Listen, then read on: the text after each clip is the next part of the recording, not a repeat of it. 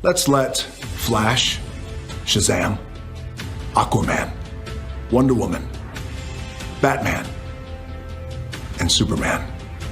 Let's let them know something. Things will never be the same because the hierarchy of power in the DC universe is about to change.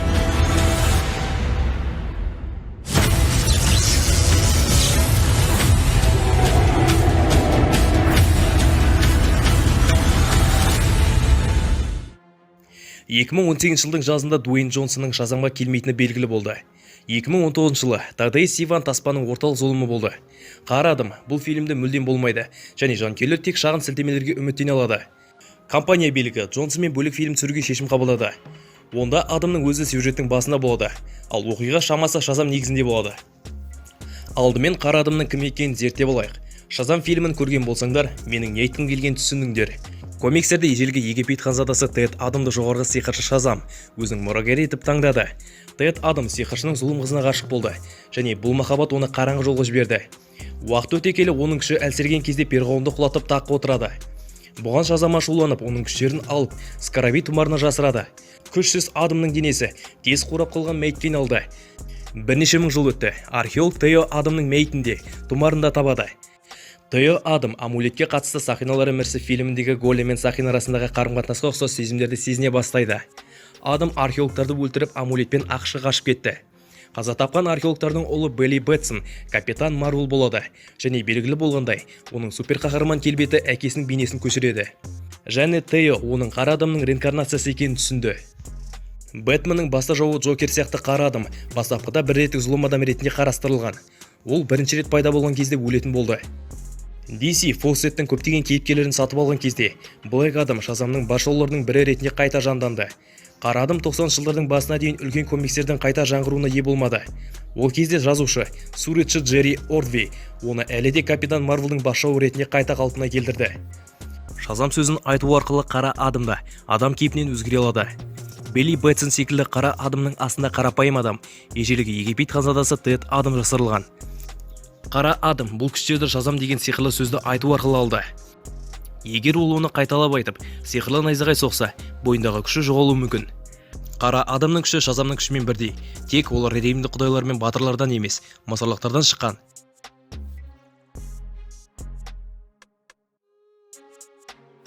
DC танымындағы маңызды мәртебесіне қарамастан, топ жалпы аудиторияға таныс емес. 1940 жылдары екінші дүниежүзілік соғыс басталар алдында Гарнер Фокс, Эверетт Хиббард және Шелдон Майер есімді авторлар әділет қоғамын ойлап шығарады. 1960 жылдардың басында әділет лигасы мен Марвелдің кек алушылар тобы құрылғанға дейін 20 жыл бұрын Американың әділет қоғамы пайда болды. Әділет қоғамының негізін қалаушылары Хоурмен, Дәрігер тағдыр, Сандмен, Атом, Флэш, Жасыл шам, Спектр және Хоукмен болды. Қара канар 1948 жылы тізімдегі ең алғашқы әйел адам болды. Супермен, Бэтмен және ғажап әйел сияқты иконикалық кейіпкерлер тек құрметті мүшелер болды. Өйткені DC өз атағы бар кейіпкерлерді команданың толық бөлігі бола алмайды деген. Алтын ғасыр командасы күміс және қола дәуірлерін жалғастырғанмен, DC 90 жылдардың соңы мен 2000 жылдардың басында енді ғана талма бола бастады. Әділет қоғамының көптігі сонша, егер фильм олардың барлығын көрсетсе, адам көлеңкеде қалар еді. Сондықтан қара адам команданы 4 негізгі мүшеге дейін қысқартқан сияқты. Дәл қазір фильмдегі GCA құрамына арналған жылдам нұсқаулық беремін. Хоукмен, Алдис Ходж. Археолог Картер Холл, N-металл деп аталатын жетен тыс элементке ұшырағаны кейін, өзінің өлмес күшіне ие болған ежелгі Египет ханзадасының реинкарнациясы. Алдис Ходж қара адам фильмінде Хоукменнің рөлін сомдайды. Бастапқы материалдағыдай Хоукмен ескі ерлігі мен моралдық көзқарасы, адамның ұрпақсыздығымен қайшы келетін команданың жетекшісі болады. Атомдық ұнтақтағыш Ной Сентеньо. Атом Смешерді мына атоммен шатастырмау керек. Ол бастапқыда атомның құдайы Альпрат болды. Сонымен бірге оның үлкен биіктерге жету қабілеті бар. Шын аты Альберт Ротштейн 1983 жылы Нуклон лақабатымен танылған. Бір қызығы Ротштейн мен Блэк Адамның комикстерде маңызды тарихы бар.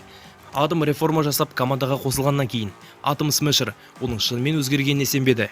Сондықтан жұп бір-біріне ұнамайтын болды. Бірақ Адам өзін дәлелдегеннен кейін олар берік достық қарым-қатынас орнатты. Тіпті өзінің туған ағасындай көрді. DC Қара Адам фильміне арналған 4 шығарылымнан тұратын комик сериясын ашты. Арасында ашық қызыл және көк костюм дизайны көзге бірден түсетін Ной Сентенионың Атом Смешері бар. Дегенмен оның киімін көргенде тағы бір адам ойға оралады. Оның суперқаһармандық костюмі Райан Рейнольдстың Дэдпулына ұқсайды. Циклон, Квинтесса Свиндель. Бұрын Эйфория мен Тринкеттерде көрген Квинтесса Свиндель кейіпкердің дебютінде Циклон рөлін сомдайды. Бұл кейіпкер туралы ақпарат аз. Қолда барға сүйенсек, ол Қызыл Торнадоның немересі. Бірақ жанкүйерлер жиі еске алатын мына торнадо емес. Белсенді қаһарманның шын есімі Ма Хункель деп аталады. Бұдан бұрын топтың құрамына кіретін жерлерді басқаруға қабілетті классикалық андроид Қызыл Торнадо болған. Сара Шахидің Циклоны төлі түсті кеуде тақташасы бар, орман гек киімін киеді. Дәрігер тағдыр Пирс Броснан. Енді киноғаламда тағы да жаңа сиқыршы бар. 1940 жылы ең алдымен дәрігер Стрэндж келгенге дейін 20 жыл бұрын DC комикстерінде дәрігер тағдыр пайда болады. Тәртіп иесі Набу жасаған тағдыр дулығасын киген соң мистикалық энергияның шексіз қорын алады. 1920 жылдардың басында Кент Нельсон әкесімен бірге Набудың қабірін ашып, Кенттің әкесін кездейсоқ өлтірген ежелгі мистикалық сиқыршыны тірілтті. Набу Кентке аяушылық білдірді және оған 20 жыл бойы сиқыршының дағдыларын үйретуді ұйғарады. Набу Кентке тағдырдың мистикалық тізгінін, анимус тұмарын және тағдырдың жадағайын берді. Ұшу, көрінбеу, телепортация, телекинез, телепатия, телепортация және тағы да басқа да шексіз сиқырлы қабілеттерге ие. Броснан Набу дулғасын киген кезде шындықты өз еркіне ауыстыра алады. Трейлерде дәрігер тағдыр айналасындағы шындықты өзгерте алады. Мысалы, Марвелдегі дәрігер Стрэндж секілді айна өлшеміне енеді. Қарадым трейлерінде Нельсонды Джеймс Бондтың бұрынғы жұлдызы Пирс Броснан ойнаған. Броснан команданың ескі мүшесі болғандықтан әділет қоғамының аға мемлекет қайраткері болып көрінеді. Сырттай қарағанда Блэк Адам JSA-дің әрбір мүшесі өздерінің сәйкес борыштары мен қуат көздерін көрсете отырып, өз спин-оффтарын баяндай алады. Хокман жобасы ұзақ романтикасы туралы, ғасырларды қамтитын ертегісі, Гектор Холл және Кенра Сондерс сияқты жас кейіпкерлерді қайтара алады. Дәрігер тағдырдың спин-оффы DC-дің қараңғы бұрыштарына сүңгуі мүмкін. Сонымен қатар дәрігер тағдыр бізге тәртіп лордтарымен таныстыра алады. Атом Смешердің тарихы жоғарыда аталған түпнұсқа атомға қатысты болады. Оның өткеніне тіпті Рэй Палмер мен Райан Джойс сияқты атом мантиясының кішірейіп бара жатқан мұрагерлеріне де қатысы бар. Циклонның DC комикстегі мұрасы да өте ерекше.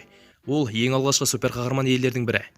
Оның әжесі Ма Хункель Қызыл Торнадо ғана емес, дамып келе жатқан киборгпен де байланысы бар. Егер DC өз карталарын дұрыс ойнаса, әділет қоғамы жеке деңгейде әңгімелесу мүмкіндіктерінің байлығына қол жеткізеді. Өткен мыңдаған жылдарда зерттей алатын және тарихи кейіпкерлерді қамтитын уақыт кестесімен Қара Адам дастанының канонын қайта анықтай алады. Және Роктың өзі айтқандай, франшизадағы билік иерархиясын өзгерте алады. Зак Снайдер көбінесе өз кейіпкерлерін әсіресе Супермен, Бэтменді моральдық шектеулерге итермелейді. Болат Адам фильміндегі Зодты өлтіруі және Бэтмен Суперменге қарсы әділдік таңы фильміндегі қылмыскерлерді таңбалау сияқты даулы сәттерге әкелді. Қара Адам уайымдамай-ақ дәл сол сызықтарды кесіп өтіп, ұқсас ауыр тақырыптарды шарлай алады. Өйткені Қара Адам шын мәнінде зұлым адам. Жылдан бестіктің Хопс рөлінен кейін қазір сирек зұлым кейіпкерлерді сомдайтын Рок Қара Адам рөлін сомдау арқылы өзіне қиын миссияны қойды. Бір жағынан симпатикалық қасиеттерсіз басты кейіпкер бола алмайды. Екінші жағынан ол Қара Адамды зұлым адамнан батырға айналдыра алмайды. Суперменнің Қара Адамда қатысуы белгісіз, дегенмен Генри Кавилл эпизодтарды түсіреді деген қауесеттер тараған. Қара Адам мен Супермен арасындағы кездесу барлық уақыттағы ең мықты шайқастардың бірі болу мүмкіндігіне ие. Қара Адам оқиғасынан кейін Болат Адам тоқтатылмаған қарсыласымен бетпе-бет келеді. Бұл адамды бірден қалалыке бірнеше деңгейге қарсы тұратын жауға айналдырады. Адам Супермен сияқты күшті, басқа кейіпкерлермен, зұлым адамдармен күресіп үлгерді және өз әдістеріне келісімге келмейді. Екеуінің арасындағы осындай қарама-қайшылықпен Джонсонның Қара Адам мен Супермен шайқасын өткізуге бел байлағанын түсіну қиын. Қара Адам шазамға қарсы тұратын ғаламның антагонисті. Джонсон олармен міндетті түрде басқа фильмде кездесетініне уәде берді. Бірақ әзірге көрермендер онымен танысуға жет. Кинопродюсер Хиран Гарсия Блэк Адамның скаут емес, қарсыласының басын оңай жұлып алатын қатал екенін айтады. Трейлер ата тоқырауға ұшыраған кезде мұздың үстінен футуристік ғарыш кемесі қарлы таулар тізбегі арқылы ұшып бара жатқан кезде басталады. Содан кейін бір топ әскери қызметкерлерді Гарниге апара жатқан көрініс бар. Оның ішінде Қара Адамға ұқсас біреу жатыр. Олар оны сумен толтыратын арнайы камераға салады. Келесі кадрда бізге Пирс Броснанның кейіпкері Кент Нельсон көрсетіледі. Ол Қара Адамның құдіреті оған жүрегін ауыртқаннан басқа ештеңе бермегені туралы айтады. Студиялардың логотипінен кейін бізге Тед Адамның Мысырдағы құл болғанын ашып, алыс өткенге секіреді. Трейлерде көрсеткендей, әкесін құтқару үшін өмірін құрбан еткен ұлы болады. Мұндай жоғалту кез келген адамды күйретуі мүмкін. Бастапқыда DC антиқаһарманның қалпына келуіне және аяғынан тұруына көмектесетін сияқты, тіпті олар қара адамды команданың бір бөлігі болуға шақырады. Трейлердегі футуристік технология бөтен жеткізушіден келуі мүмкін. Сірә кеме танагариялық Хокман сияқты бөтен нәсілдің құралы. Хокман әділет қоғамының негізгі мүшелерінің бірі екенін ескере отырып, ол команданы танагар құралдарымен қамтамасыз еткені орынды болар. Кеменің қарлы тауларға келуі қаһарлы қара адамға айналатын Тед адамның демалатын орнына сілтеме жасайды. Оның құдай болып қайта туылғанға дейін құл болған кадрлар бар. Қара адам мен ешкімнің алдында тізерлемеймін дейді. Дәрігер тағдыр, мен болашақты көрдім. Не сен бұл дүниені құртасың, не оның құтқарушысы боласың дейді. Біреу батырлар адамды өлтірмейді дейді. Ал адам осы сөзіне жауап ретінде жігітті жұдырығымен ұрғаны сонша аспаннан бір шығады. Қара адам емдік резервуардың ішінде жатқанда Пирс Броснаның дауысын естиміз. Дәрігер тағдырдың бұл нұсқасы кейіпкердің өмірде тым көп нәрсені көргендей естіледі. Және Броснан жаңа мета адамдар пайда болған кезде өз командасын бірге ұстауға тырысатыны ардагер кейіпкерді ойнаудың тамаша таңдауы. Керемет түсірілім Хокманге өзінің толық танагар сауытымен шайқасқа дайындалып жатқанда алтын қанаттарын кеңінен жаяды. Сондай-ақ Атом Смешер адам көп жүретін көшенің қақ ортасына жүгіріп келе жатып, өз өлшемін өзгертіп, көліктерді ойыншық сияқты жолынан теуіп жатқан қысқаша кадр бар. Атом Смешер өлшемдердің ауысуы да өте тегіс көрінеді. Бұл кейіпкердің белгісіз қауіпке қарсы қиян кескі күрестің ортасында да денесінің өлшемін толық басқара алатынын көрсетеді. Қара адамның соңғы трейлері Тед адам мен Хокман арасындағы қанды шайқасты болжайды. Екі күш бір-біріне қарсы тұрып, бір-бірінің тамағына секіруге дайын сияқты. Хокман батырлар өз жауларын өлтірмейді, ал Тед адам бұл ережені ұстанғысы келмейтінін айтады. DC-дің ең қатыгез жауынгерлері туралы айтатын болсақ, Блэк адам мен Хокман тізімнің басына тұрған есімдер.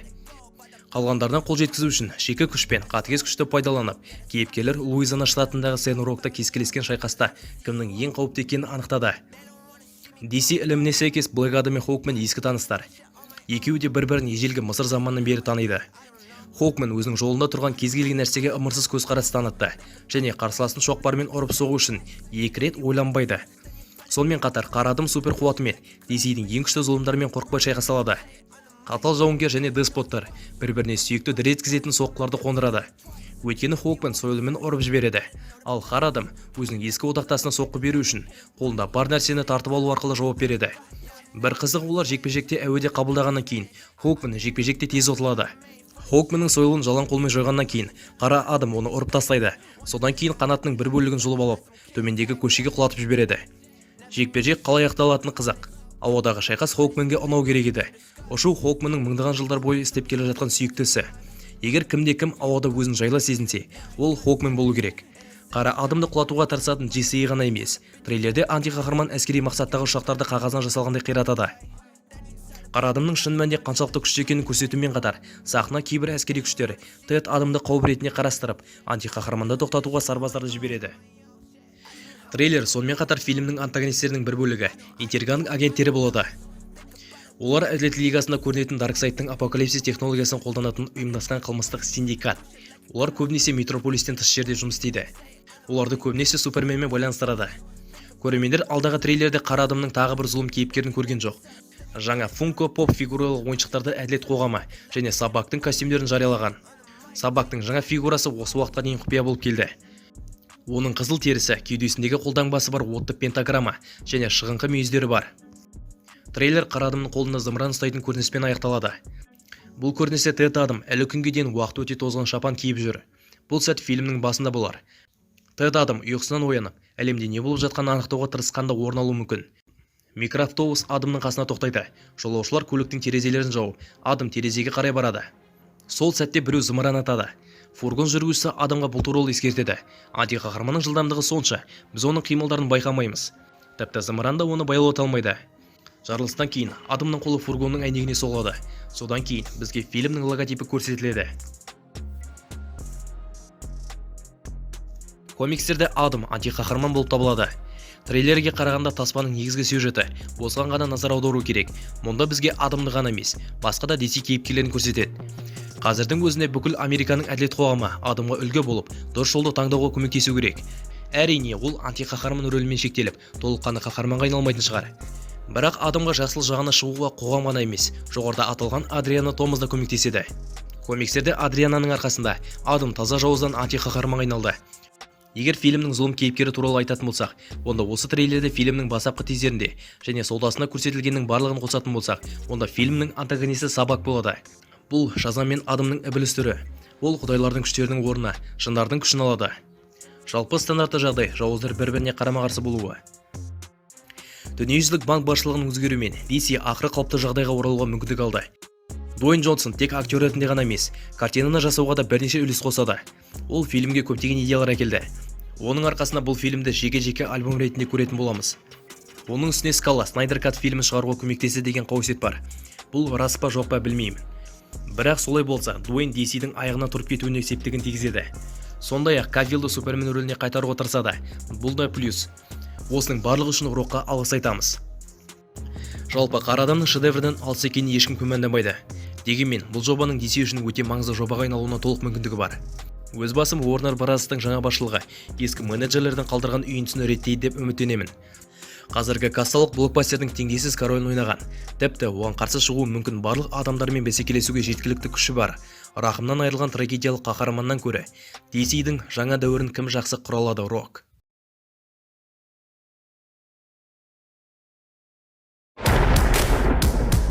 What's up?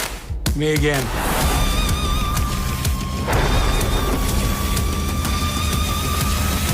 Just being a tease.